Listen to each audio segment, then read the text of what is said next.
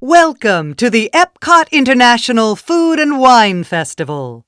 Please welcome the host for this presentation, Pam Smith. Hey, and happy Monday afternoon to you. A delight to see you, a delight to welcome you, a delight to host you through these next 45 minutes of deliciousness. Deliciousness that has already popped in front of you with a most delicious glass of Penfold Chardonnay, but a Penfold Chardonnay with a difference. And you're going to get to not only taste that difference, but get to understand what makes it what it is. Beautiful, food-friendly wine. And that's important because we're going to be pairing it with a dish that is also yet to come.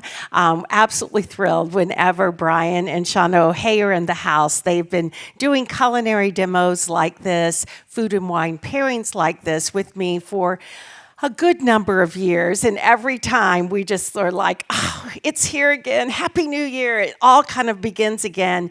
They have such an incredible way with food, layers of flavor, really wow factors with how they present things, but everything they do for us here at our kinds of demos and food and wine pairings, it's always with that thought in mind of what could you do yourself at home. They serve beautiful dishes in their restaurant in Kennebunkport, Maine. The Academe is just phenomenal. As a matter of fact, the TV Food Network just designated their hotel one of the top three food hotels in the country for 2019. So yeah, I know, that's really amazing.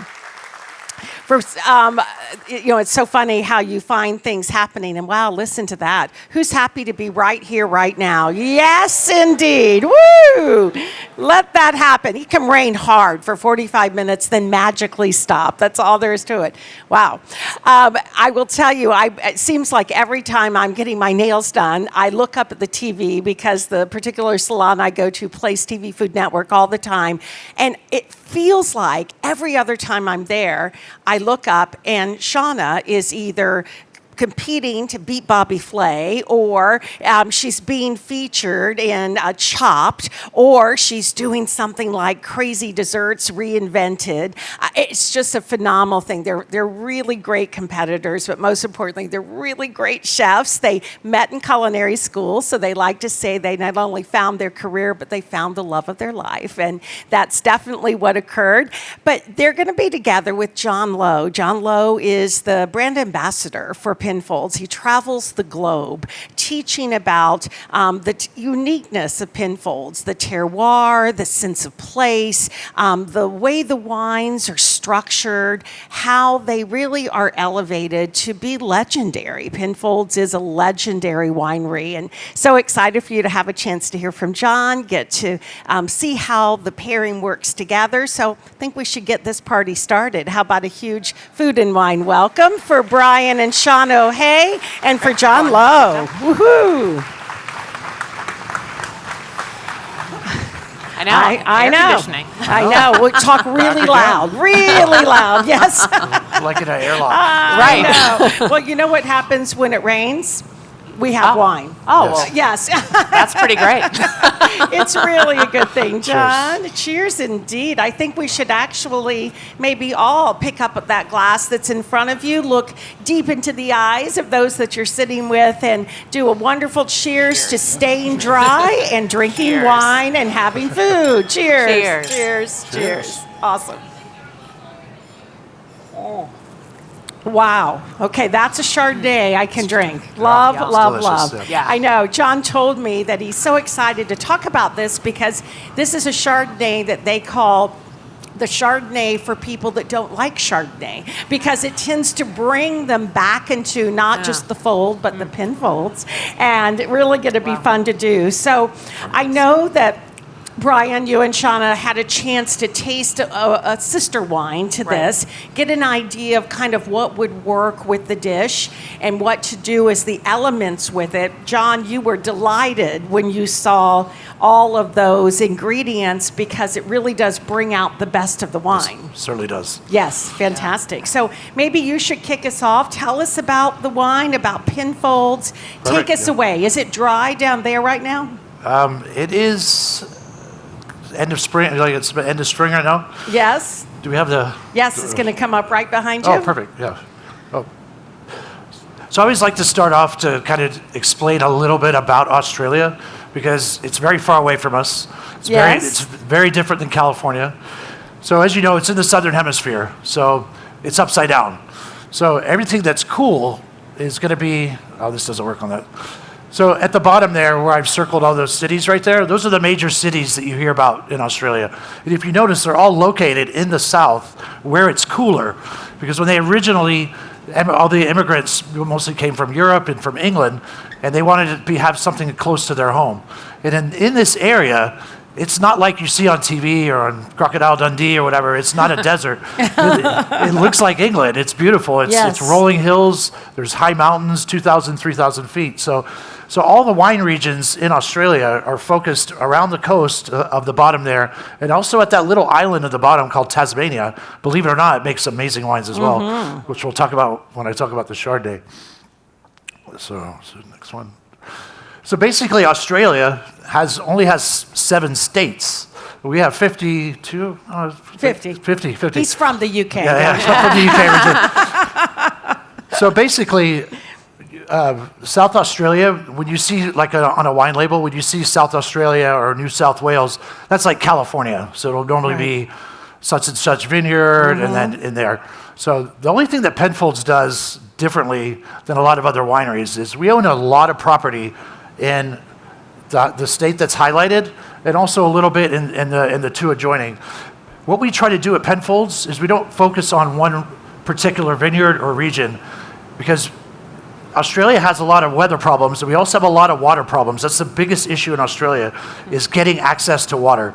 So if you cannot dry farm the grapes, which means grapes that you just plant and they just take care of themselves, if you have to irrigate, you're in trouble because everybody's fighting, all the farmers for regular produce and everything else. So for us to have this big, vast area of areas to choose from, if there's a bad vintage in one part of our state, then we can go somewhere else. And that's what makes our wines very consistent year after year. That's fantastic. So the premium wines grown in Australia are going to be where it's green, blue, yellow, and over on the other side, right at the bottom, that's a great area too called Margaret River. The ones in purple, that's where you're going to find your yellowtails and things like that. That's like the Central Valley of California. So that's not a super high quality area for Australian wines. And that's what we've been fighting with Australia is those are the wines everybody was first introduced to for Australian wines. So they don't think about quality because those were all super inexpensive wines. So that's what I also work for Penfolds, but I'm kind of an ambassador for Australia itself because there's some amazing wineries. And we started in 1844, and that's a long time ago. Basically outside of France, Spain, Germany, those areas were one of the oldest areas for wine because everybody that settled Australia came from the old world. Right. So in 1844, Dr. Christopher Rawson Penfold, his wife Mary, and his very young daughter Georgina jumped on a boat and decided to go to Adelaide, which was one of the areas that I had circled on the map. So they chose that city. Everybody thinks it was a penal colony, but that's really not what happened. What happened is they offered convicts that had sentences to 7 to 10 years to offer them, if you go over and do manual labor or if you're a builder or whatever, you could work your debt off to society and then end up a free person in a new country. So they also needed doctors, though. They needed all the other professions. So Dr. Penfold decided to settle in Adelaide. So on the way, the boat stopped in South Africa. That's where we picked up our vines. So they bought a handful of vines because back in the 1840s, there really wasn't much for medicine. So it was port, it was sherry, and if you needed an operation, they gave you a lot of brandy. Wow. So those are the 3 things that they had to make. So they get to Adelaide. They find a beautiful 500-acre property, which we still own. It's called the McGill Estate. It was planted to about 200 acres of vegetables and fruits. And then they took the other 300 acres and planted vines to supplement for the medicine. For the medicine. For the medicine, yes. Sorry, lost my track there. So after a couple of years, after being establishing his practice, all of a sudden people were coming up and knocking on the door and asking to buy the product. So what started as a necessity for him actually turned into a business. Wow. And what the most amazing thing though is the winery wasn't run by Dr. Penfold. It was actually run by his wife. She did all the plantings. She made all the wine. She did all the blending. And at that time of the world, there was only a few prominent women in the wine industry. I think Madame Clicquot from France. Right. And I think one other, which I don't know the other. But that was quite an achievement. And in 1870, her husband passed away. And she was kind of at a crossroads because she didn't know whether she wanted to keep the winery or not.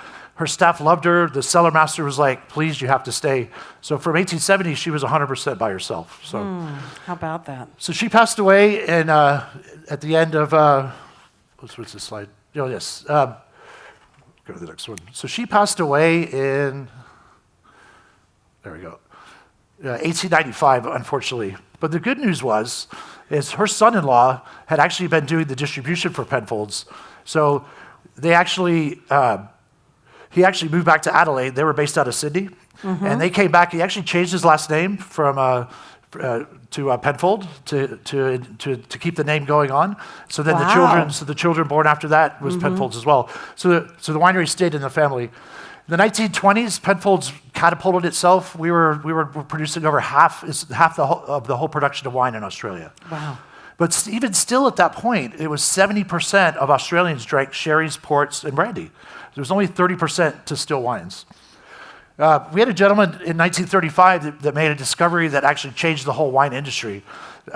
Everybody was having issues when you ferment wine and it's the wrong pH, although they didn't know it at that time, but you can have spoilage, and wineries would go to 20 to 30% spoilage every year. And he actually had this thought to put pH meters on all the fermentations, and he was noting in certain pH levels, the wines were going bad. So it was something that he shared with the whole world, and it actually saved us because we were losing 30% of our production to that. So Really saved the wine industry. So the biggest change in Penfold's modern history is started in 1948 when a gentleman named Max Schubert became our first chief winemaker. He actually had started at the winery at 15 as a messenger boy, although he'd tell everybody he was the assistant winemaker. and he actually went to the Second World War to help the Allies. Penfold's told the company said, oh, if you do that, your job's not here when you come back. Fortunate as things happen, he ended up serving with Christopher Penfold from the family, so needless to say, he got his job back when he came back. Yes, indeed. And in 1950, they sent him on a trip back to Europe to study port, sherry, and brandies again. So he made some side trips at that time, and he went to Bordeaux, and he fell in love with Bordeaux. At that time in Australia, the 30% of the wines that we made as a country, none of them had oak. And he was enthralled by how amazing these wines were. He was trying wines that were 50, 40, 50, 60 years old, and they were still good. So when he came back in 1951, he decided to do an experiment, and they allowed him to do it. And that's now our most famous wine. I don't know if anybody's heard of Grange. Indeed. It's one of the most collected wines, one of the most collected wines in the world. His original thought with that was to have 50-50 Cabernet and Shiraz. But when he got back, he realized how special Shiraz was, and it's old vines. And we just purchased this beautiful property, so he decided to make it. It's usually about 2% Cabernet, but most of the time it's 100% Shiraz. Wow. But believe it or not, the first 10 years of Grange almost ended it. So the first 4 years he made it, the press hated it because nobody in Australia had the taste for that oaked wine yet. So they thought it was weird. They're like, this is the worst port we've ever had. And he's like, so actually in 56, 57, and 58, they told him to stop. And him and two of his other winemakers kind of did it in secret. So, and he could have lost his job for that. And that's where our bin system came out. So a lot of Penfold's wines are called bin, like this is bin 311. Right. It was basically locations in the winery, and what they did is they would just hide the Grange in different areas. So 59 came around, we won gold in London. 60, we won gold. It was wine of the year worldwide. All of a sudden the owners are like, make that wine again, because finally the wine had aged long enough where people were really starting to appreciate it. So Grange is the reason why we're here today, because that really shaped the future of our winery. And spawned off of Grange is the rest of our portfolio. And the whole overthought of blending, this is all came from Max Schubert, and that's why even our Chardonnays are blended from multi-region to get it consistent and the highest quality every single year. Perfect. And believe it or not, since 1948, including Max Schubert, we're on our fourth chief winemaker. And that's a big deal because every time one retires, they don't really retire. They keep coming back and trading the next winemaker. So our current winemaker, Peter Gago, is coming on to his 30-year anniversary. Oh my goodness. Yeah, it's amazing. So in 71 years, we've had 4 chief winemakers. So even though Penfolds eventually did sell from the family and now it's owned by Treasury Wine Estates, they haven't touched Penfolds at all. It's still run the same way. Just now we have more money. So now we can buy more vineyards. Very smart of Treasury and very good fortune for Penfolds, yes. It really is. And I know for some people the bins are confusing, but once we actually did an experiment in Australia where they took some of the numbers off and then people didn't know anything. Right. Because people remember numbers more than they do names. No. So if you go to Australia, there's a lot of other wineries that use bin numbers as well, too. So. Okay. All right. So maybe, So let's take we have, and our dish is coming out. So I know you've been sipping the wine. I'm hoping everyone has saved a sip. I should have told you that. But that's an important thing to do because as the dish comes to you, don't wait for the whole room to be served or for us to give you permission. Permission is now granted. Dive right into it. And classic food and wine pairing, you've had a taste of the wine. Now, a taste of the dish, the beautiful shrimp toast, and then right before you swallow it, another sip of the wine. And I think that we'll find that all of those flavors will move together quite beautifully. Excellent. Yeah. So the Chardonnay, now, I don't know if anybody's had back from when Australia wines first came in, the Chardonnays that we were getting from Australia were terrible. They were really bad. They were over oaked. They were very honest of you. Yes. They very were honest. they were orange colored. But they were just made. They were mass produced. They were grown in the wrong areas, and that's what on that first map that I showed you, we found 3 areas that Chardonnay excels in Australia. One is Tasmania. We purchased a lot and planted a lot of vineyards in Tasmania. They also make Pinot Gris there. They also make Pinot Noir. It's a fantastic area. You wouldn't think it's so far south, but it has a really unique microclimate, and the wines are able to grow there. The other one the other one has the best name in the world, Tumbarumba. So that's what's that's the main part of this blend in there. Okay. This is very unique property. The capital of Australia is Canberra. It's a little bit north of that. It's the most remote vineyard in the whole of Australia. There's nothing else around it. It's 2,300 feet high. It gets snow every year. It's super, super, super cool climate. When you taste this wine and you get that mineral quality, that's where it's coming from. And the last one is Adelaide Hills, which is actually very close to our original winery, and it's a unique geography because it's a valley in between 2 valleys. And so Chardonnay loves temperamental weather and cool temperatures at nights. So that valley really gets cold at night. So those 3 areas together is what we blend to make this wine. It really tastes more like a French Chablis to me than it does what you would think is a New World Chardonnay. Yeah. But it's because you're getting the mineral. Chardonnay in Australia is very delicate, so that's why we only put 30% new oak only on this wine. I think I have a slide. Yeah, so it's only 30% new oak, and it's only for 10 months. And we don't do any malolactic fermentation. And for those of you who don't know what that is, a lot of winemakers will actually do a second fermentation using a bacteria which changes the malic acid into lactic acid. That's where you get that buttery, creamy taste, and sometimes in Chardonnay. If we do that with this wine, you would lose all the quality of the Chardonnay. So we actually chill the barrels while we're aging them for 10 months. They're actually chilled, and so the malolactic fermentation can't happen because it's too cold. Wow, beautiful. So that's what gives it such a clean approach, right? So a lot of times for me, I like food pairings that contrast, and that's why I love this pairing today, because this wine has the acidity and the power. And then you're going to have some rich because you're going to fry the bread, right? And it's got shrimp. So this is a great contrast. So every time you're going to take a bite of the food, you're going to drink the wine, and it's going to kind of cleanse your palate. So to me, then you've tasted the dish, and it's like you're tasting it for the first time again. I love that. That's fantastic. Thank you, John. You're welcome. Awesome. If anybody has any questions, flag me down or later. Well, definitely. And we'll get cooking so we can see how it comes together. That is fabulous. I learned so much about Penfolds. I know. Just when you think you know it all, right? Seriously. Yeah. And there's wine for you, too. Perfect. So they're getting served. Yes. And tell us kind of what they're getting served. So shrimp toast. Yeah, so this is shrimp toast. It's sort of a classic Chinese dish, or Chinese, maybe American dish. I actually, when I was a little girl, we lived in California for a bit, and my parents, I have a distinct memory of being in San Francisco at the Fairmont Hotel. They have this awesome tiki restaurant in the basement that Yeah, got I a huge love refab. that. Still there, Yeah, yes. exactly. It's so much fun. And the shrimp toast, we always would get the poo-poo platter. And that was one of the dishes. And probably since I've been like 4 years old, I really like that. And then it kind of fell out of fashion. You didn't see it so much.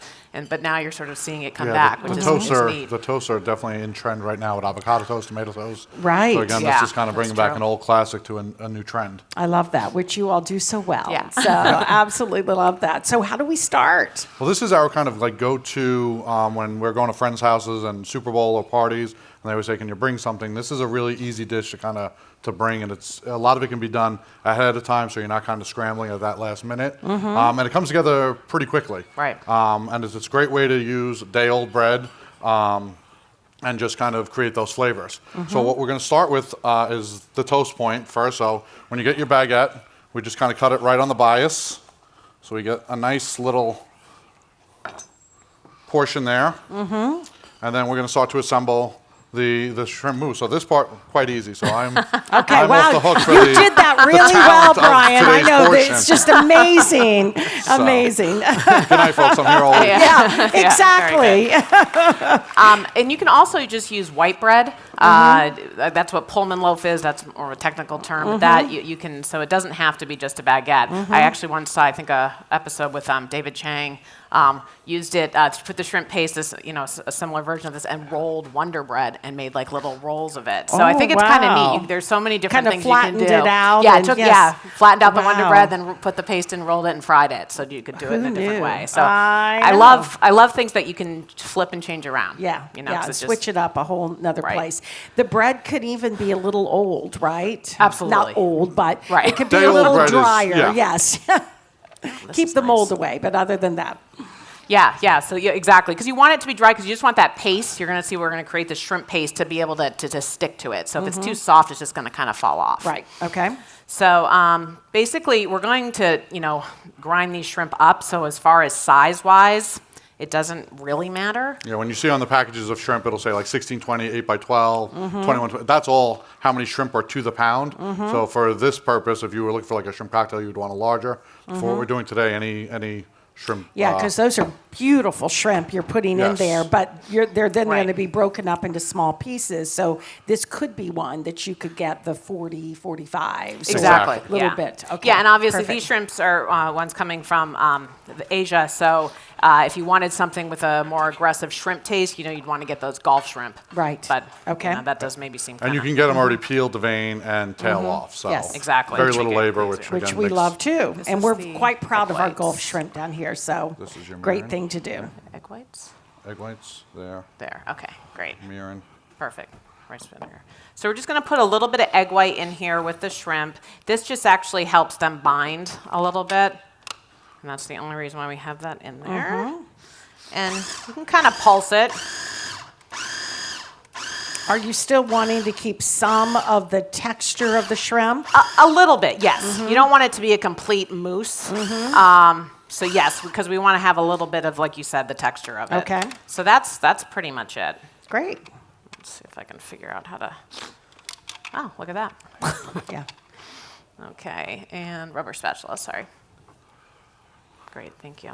Now we did try and do this. We're from Maine, so a lot of times we try and take these classic dishes and put the Maine spin on it. We did try and do this with lobster, and it just didn't seem to work. So, Really? That's yeah. right, I forgot about that. Yeah. Yeah. Is it because you really lost the You lost a little bit of integrity the flavoring, lobster? and Completely. it had an odd texture to it. And we've worked with this company out of Maine that does sell lobster in the raw. So yeah, it was a goal of mine to make it work, and No. it didn't work.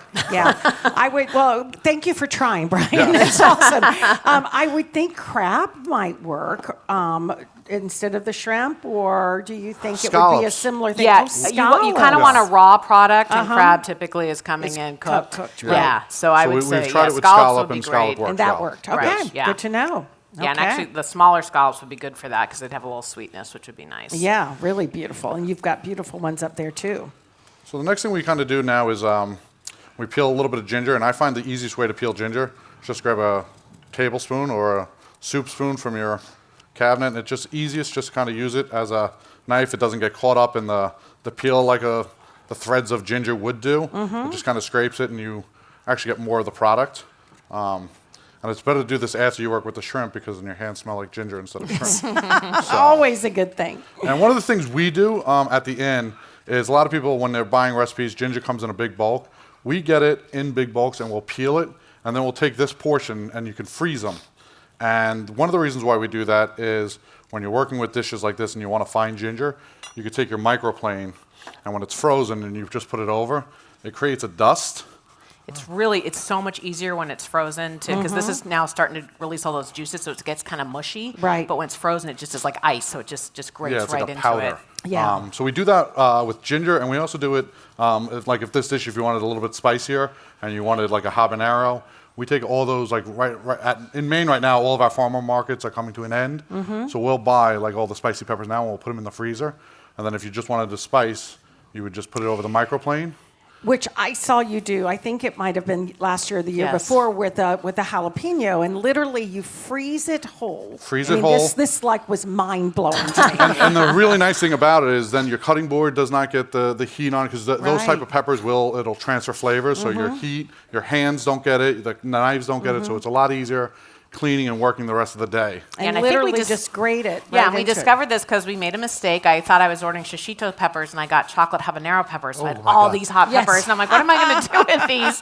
And I was talking to our produce people, and they're like, you can freeze them. That's fine. I'm like, really? I didn't know you could I know. freeze What peppers. would you do with them then? That's awesome.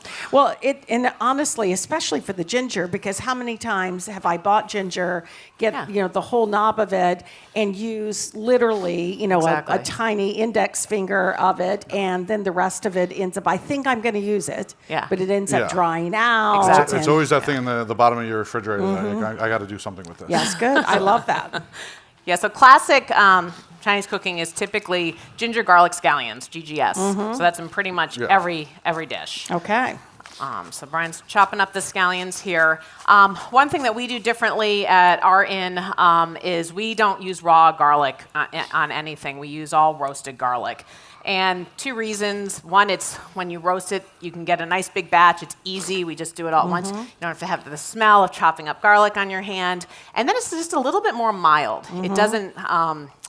Has that bite. Yes. It doesn't stick Yeah. with you. Like I always say, you want to remember your meal, not be reminded of it. and I feel like raw garlic a lot. It's halfway You're through your day, like, reminded. now I Yes. remember what I ate for lunch. Yes. So with the roasted garlic, we don't do that. So what we do basically is we buy it in like a big gallon container, and we'll pour it in a hotel pan, and we just cover it with a little bit of olive oil. Just like, the raw.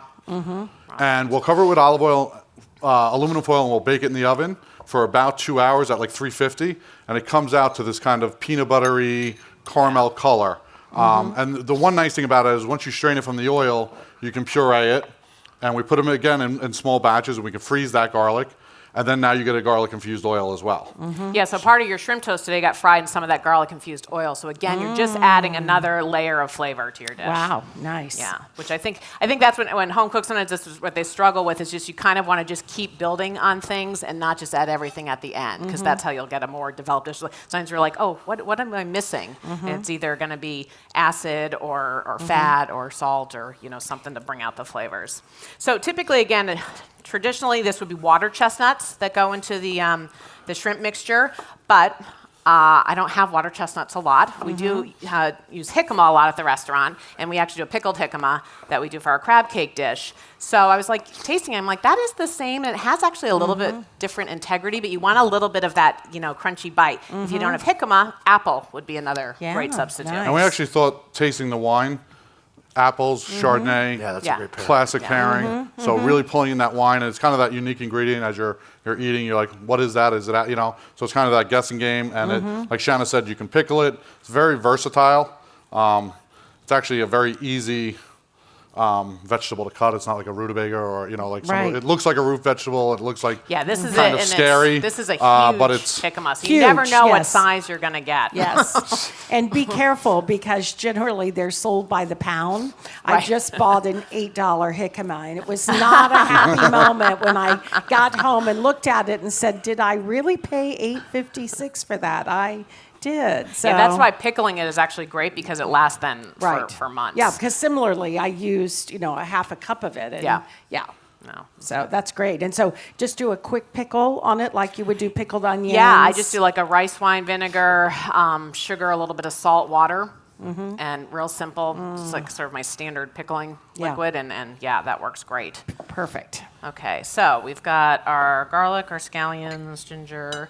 We're going to put a little bit of rice wine vinegar Nice. in there, and a little bit of soy. We're using the tamari, which is actually a gluten-free soy sauce. However, I think it tastes saltier, so do that too. would be something that when you're just depending on how you're using it to put that, factor that Be in. aware. Yeah, we do a kung pao cauliflower at the end, and we use the tamari because of that purpose, but it definitely has that a little bit more salt bite, so you're always pulling back on a little bit more. Again, a way to counter it is to either add a little bit of acid or a little bit of fat to it, and that'll kind of help mild it out. Right. But just be careful because you can't take salt out. Exactly. Right? So sometimes this dish you don't even need to add any more salt because you have enough there. And a way to, if you were doing this at home and you wanted to taste it, was you could just put a little bit of oil in the pan, drop that in and fry it kind of like a little meatball, and then you could taste it that way. And see if your seasoning is right. Yep, Yeah, exactly. Good. So at this point, like the mousse is made, so that can actually be all done like the day ahead of time. So again, like we said, you're not running around your house the day of the event or when people are at the house and you're making a mess and you got ginger peels everywhere. It's literally can be all done the day ahead. So then the day of, it's a quick assemble. Yeah. And would you put it in the refrigerator just like this in Yeah, a I would bulk? stick saran wrap on top of it just so the skin doesn't form. And then, yes, exactly. Okay. Good. Yeah, you don't want to, well, especially like this is a softer baguette. If it's drier, then you could probably do it like an hour ahead of when guests were coming. You could put the paste on. But I wouldn't want it to sit on the bread overnight. Yeah. Okay. Perfect. So so a little bit basically. of oil. Yeah, and so that's just the great thing about shrimp is it's this sticky kind of substance, so it kind of does a lot of the work for you. And I was talking to the interns in the back, and we were helping us prepare these, and he's like, "Oh, should I use a piping bag?" Because obviously we were making a larger amount. And I was like, it's not great because you kind of want something like a spatula where it's going to sort of, you can even out the sides, and it's going to help just stick. Perfect. So wait till that comes up a little bit. And I was sharing with Shanna and Brian I was looking at this recipe about 2 weeks ago, and I'm like, so am I getting this right? They're going to put the shrimp paste on and actually fry it, because in my mind it would just float off. Right. And you would end up with a shrimp paste dumpling and a piece of fried bread, Exactly, but yeah. it actually stays. It does, and Yes. it's funny because the intern when I was working with in the back, he looked at it and he goes, "Oh, I thought that looked kind of disgusting." And then he's like, "Then I smelled it and I just tasted it. This is really good." And I was like, Awesome. "Yeah, come on, Yes. give me a little credit." I know. I mean, really, have you seen my stuff on TV? I am good. Yeah, the young ones, they're pretty amusing. Yes, that's what they say. I love that. All right. So you basically, you just want sort of the oil. Oh, wait, forgot the sesame seeds. Oh. Too late. Yeah. Oh, And see, you can see it's sticking. Yeah, it's it not. It's not does. going to fall off. The part when you want to flip it, that's when you could have it kind of removed from the So bread. that's why you want enough oil in the pan, so it's not sticking to the pan. It's actually just being toasted by the oil. right. And this too, normally when we add sesame seeds to things, we would toast them, but because we're literally toasting Putting it it right right now in the into the oil, we oil. don't need to do that. Okay. Awesome. Now, you just want to hear that sizzle. Wonderful. And I see that ginger vinegar. I'm so interested in that. So yes, this is kind of our go-to at the inn. It's kind of our secret ingredient to a lot of things. It's sold at a boutique store called Amazon. Is it? Is it really? Sold on Amazon? Well, there is a ginger vinegar. It's not this exact one, but No, okay. Because I was going to say Sid Wainer, it's a produce company out Yes. of Rhode Island. That's who we get it from. And a really 'Cause they have great one, Yes, because they yes. have a retail shop you can order online. You just don't have to be a chef to shop there. But this is instead of pickled ginger on sushi, you drizzle this ginger vinegar on. It is so Really? delicious. Yeah. I'm there. Yeah. That sounds Now this is a amazing. staple in our house. Yeah. yeah, it's like I said, it's just a really great way, last minute infusion, last minute way to, and again, it's got a little bit of sweetness that we thought would counter the wine Yes, really, really nicely. beautifully, yes. It's got a little bit of sharpness, so the same thing with that wine, because the wine, I mean, when we tasted it, we just thought it was perfectly balanced. It had a little bit of everything in it, and it was kind of, okay, now you want to be aggressive, but not too aggressive. So again, like I said, sometimes we'll add some, a little bit more spice to this with peppers, but with the wine, we wanted to be a little bit more delicate, a little bit reserved. Nice. Oh, Yeah, look and you at could that. absolutely, add some really thinly shaved jalapenos at the end if you wanted more of a bite, or any of the, sambal or sriracha if you wanted to, a bit more of a spice. Absolutely could do that. Fantastic. And the vinegar, this is not one that you would want to make into a vinaigrette. This is Right. a finishing vinegar, so it's going to be more money because you just want that little bit of drizzle. And it's too on there. powerful to make into a vinaigrette. Yeah, and it's just too expensive. Right. Yeah. Most I just think you're going to importantly, lose yes. it, and so Yeah, I why just do think it? it's Better not, you're not to using do a your rice money. wine with ginger. Exactly. Yes. Yeah, and actually, Well, we did yeah, an we had event to in make one. Greece where ginger vinegar wasn't readily available, so we used a little bit of rice wine vinegar. We took some fresh ginger, put it in there, and I actually folded in a little bit of honey and let it Kind sit of a lot of overnight. honey. Yeah, Yeah. it was a little bit more honey than I thought I was going to have to put in. Yes. But it mimicked the flavor. But it takes about 2 days to really let that ginger So you really let it kind of infuse Because in this it, too, yeah. it's got a nice viscosity of it. It's a little thicker. Yeah, so. a little syrupy, so. Nice. Love that. Yeah, so this can all be done in the pan, cooked from beginning to end, or you can, sear it. You're pretty much, the shrimp cooks pretty fast, but you could, cook it, and you can, what you do when you kind of can feel, and you can feel like if it's spongy, that you're getting, you're almost there. And we do both sides too, just again for the crisp factor on the bottom. Right. So you want to kind of get a little bit of crunch from the bottom of the bread as well. And you flavored that oil a bit with the sesame, right? So Yes, when you yeah, flip true. it over, you're getting a little of that flavor infusion, Exactly. which I like too. Awesome. So what did you all think? Did you think it was delicious? Did it bring back memories of shrimp toast past? Did you get a chance to try it I yet, haven't John? tried Oh, it yet. you've got to do it. So how about the pairing? Was the Chardonnay pairing with it what we expected? Who would want to do that again? Okay. Some would Nice. like to do it right now. Yes. Yeah. Exactly. I know. I think this is great because I agree with you. It's not your traditional Chardonnay. Like some people steer away from them, and you don't realize that there's beautiful Chards out there that can, really good, bro. Yeah. Yes. Yeah. So. And on a personal note, if you ever do get a chance to try the Grange, we've been fortunate enough a few times to have that. And It's pretty life-changing, yes. Yeah, it's legit. Oh, my goodness. Look at that. That is gorgeous. Yeah, so we've done this as appetizers at the inn. We've paired it with what did we do? I think with scallops as kind of a side. Yep. And again, it could be served over a salad. You could certainly extend it. You could also just cut the baguette in circles, so if it's more of a pass-up appetizer. Right. Nice. So it's pretty versatile, depending. And then we just topped it with a little bit of wasabi greens, just because we wanted a little bit of that Punch, heat yeah. Yeah. to pair with the wine. And we were very once we opened the bottle of wine, it was easy, very easy. It was an easy direction to go. We knew seafood. We knew it had to have a little acidity, the jicama. So we just thought with the wine that this would be a good pairing for the Yeah. the Yeah, Food and I Wine think it's a Festival. dish that it looks, when you get it, you think it's harder than what it actually is. True. I mean, very much so.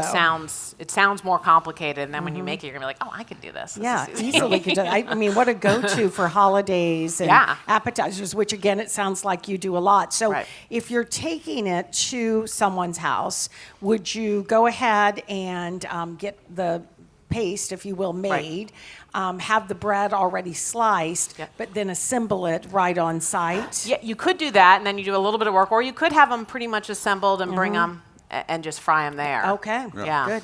Yeah. Have you ever tried doing them in the oven?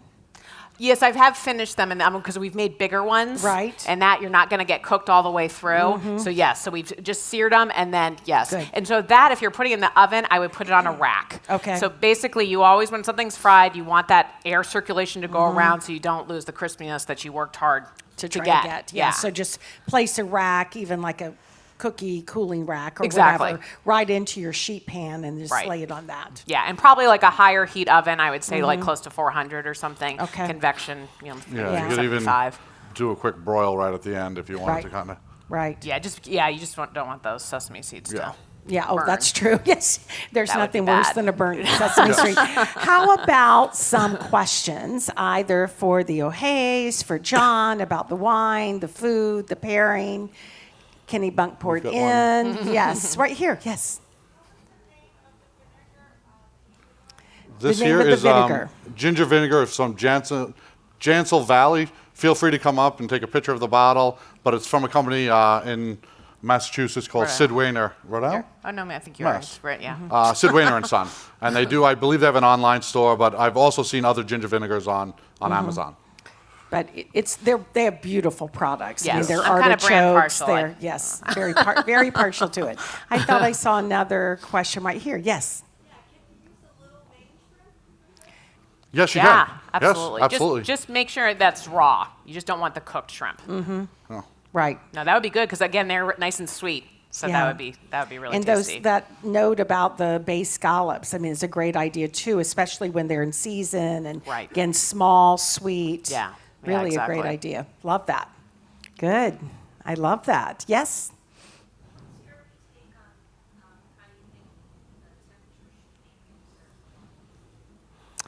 Oh, that's actually a great question. Yeah, that's really good. So there's different schools of thoughts on that. So on the wine you're drinking right now, it's actually better when it's a little warmer, believe it or not. Wines are generally, we go by the old French cellar temperature rule. So they drink their reds and whites almost the same temperature. And you can't really do that with like Sauvignon Blanc or Gewürztraminer or Riesling. It doesn't work quite as well. But with Chardonnay for white, I would recommend if you have it in the fridge, take it out like 5-10 minutes before you're going to drink it. And then leave it on the table. And if you're not drinking fast enough, put it back in the fridge for a little bit and take it back out. But you get more out of the wine when it's a little warmer. And similarly, we tend to drink our red wines too hot, hot yeah. because cellar temperature is not Florida temperature. It's a huge difference because cellar temperature is right around that 60. 62 to 60 65. yeah. Where in Maine we have the thaw out our wines. Yes, exactly. So pop out our whites from the fridge maybe 5-10 minutes before, maybe put our reds in. If you don't have a cellar, definitely, that's a great idea. Yeah. So, and also another trick, when you have open red wine, don't leave it out. Put it in your fridge like you do the white because the temperature will slow it down. It'll slow down the oxidation. So you can have a red wine, you can put it in your fridge for 4 to 7 days and it'll take it out and it'll still be good. So. That's always mystifying a lot to of me. restaurants now Yes. put it at the end of the night, put their glass in the fridge to, Right. to Right, slow it right. down. So. I That's never a great understand leftover wine, but I know some people do. I just don't understand it. I think the very first year that I had a chance to meet the O'Hays, they came and did their truly world famous lobster pot pie. It's the dish I was mentioning that was featured on TV Food Network as the best I've ever had. And indeed, it was a wow factor. But you all have started making it available to us via shipping. Yeah. So actually, after that show aired, we got some, people calling us and saying, "Do you ship?" And so it was like, "Oh, could we ship? That's a great question." So we started to develop it, and we really wanted it to taste like you would have it in our restaurant. So it's always fresh lobster meat that we do there, and tail, knuckle, claw. We think you should get all parts of that animal. It was hard to figure that out. So we had to go to overnight shipping to be able to get that. And ours is sort of a different pot pie because of that lobster meat. It's almost like a soup, and then we hand roll puff pastry and put that on top of it. In that way, it doesn't overcook the lobster. If you're baking it, then that lobster meat's just gonna get rubbery. Tough. Right. Yeah. So we started on our own, figured this out, packaging and all this, and then we got some great press from Oprah. Yeah, Oprah Magazine put it in her magazine along with the white truffle lobster pizza that we do at the inn as well. So we started she figuring put that out how under my favorite things. Yeah, it was Yes. the O list. Yes. Apparently Oprah loves O-list. truffles, so it's good to know. Yes, So we good to started know. figuring out- Write that down, yes. So we figured out a way to ship the pizza as well. And again, it's a kit, so we serve the pizza in one package, and then you have the fresh lobster meat in another. So we have you bake the pizza at home and then top it with the lobster meat at the end, just so again the lobster doesn't get too tough or too rubbery. Yeah. And then we've added lobster rolls and Lobster our lo mein. lobster lo mein, which is a cold miso noodle dish with lobster meat, and then we serve it with warm pork belly. So again, Oh my that's gosh. sold as I think a we did that here 3 years Yes, ago. exactly. Demo. That we was did that at delicious. the Party of the Senses Yeah. as Right. well. So we've now shipped those 4 items overnight, and as of August, was it? We've now successfully shipped to every state. Great. in the country. Wow. Yeah, it was That's very hard. We got fantastic. Hawaii and Alaska. Yeah, I know. No. It's exciting. So North Dakota. How would It was we a tough find state. that? Yeah, North even Dakota was North our Dakota, hardest state to even get North to. Dakota. Can we just Google you? So How do we do it? Yeah, so it's on our website at thekennebunkin.com and Maine Lobster Pot Pie. But then we've actually partnered with a company called Goldbelly, and their site's amazing. It's got food from all over the U.S. of all people's things, and they ship it. They're based out of New York. Danny Meyer, big restaurateur, Gramercy Tavern and stuff, is an investor in that. Shake Shack. Yes, Shake Shack. So that they've helped us because they've really brought down our shipping costs because it was very hard as a small business to get the shipping to come down. So that's where it's creating a nice that's little, yeah, we've awesome. had a great summer with our shipping, so that's Oh my been pretty gosh. awesome. And we can come and visit you too. Yes. Okay, We have 23-room inn, 100-seat restaurant, and I know it Open. gets hot down here, so you should come and We're visit. open year-round. I love that. Yeah, Yes. that's fantastic. Well, we are going to ask you all if you would be so gracious. There's a tall table right outside these doors. If you would like to get your recipe signed, if you would like to get a photo, if you have a question you didn't want to ask in a large crowd, that would be the place for both Shanna and Brian and John. They will be there. We'll just get their mics off, and then they'll be there. If you want to take a picture of the bottle of wine, a picture of the ginger vinegar, do that as well. It's always that helpful with finding it, which leads me to a question, John, and that is, how available is this particular bin, Chardonnay, in distribution? So depending what state you're in, it should be there. The thing is this is probably a $26.99 retail to $30 retail, I would imagine, around there. If the store doesn't have it, like if you go to a smaller wine store, they'll be able to order it for you. And all of our wines come in 6-packs, so the retailers are much more apt to order the 6-pack because they don't have to buy the whole 12 bottles. Very nice indeed. So yeah, so any fine wine shop, if they don't have it, they should be able to get it. Yeah, So I love it. Well, delicious pairing, delicious dish. Huge thank you to the O'Hays, to John. Fantastic. And while we are applauding, a huge thank you to our incredible team that seated and served you. Fantastic. Our fabulous audiovisual team that brought you sights and sounds and always do it just with excellence. And our culinary team behind the scenes that helped the O'Hays kind of put this together. They are outstanding They're in the back back. there. Yes, exactly. truly are. Huge thank you to them. So headed up by Chef Jeremy, and really, really helpful. And most of all, we want to thank you all. We clearly have a great time here, as I always say, but you're the ones that allow us to do this for you, and you bring your magic to us. So for that, we're truly grateful. Stay dry. Have a little chat with our friends here. We're going to be right back up here at 4:30. We are absolutely thrilled. We have Barbara Selbach with us that comes bringing her incredible Rieslings. Her husband, Johannes, is the winemaker, Selbach Oster, and we're going to be doing a tasting of 3 Rieslings that will knock your socks off. So if you don't have tickets but would like to come, yeah, you all might want to. Check at the very front and see if there are any availability. Thanks so much. Have a great day. Bye-bye.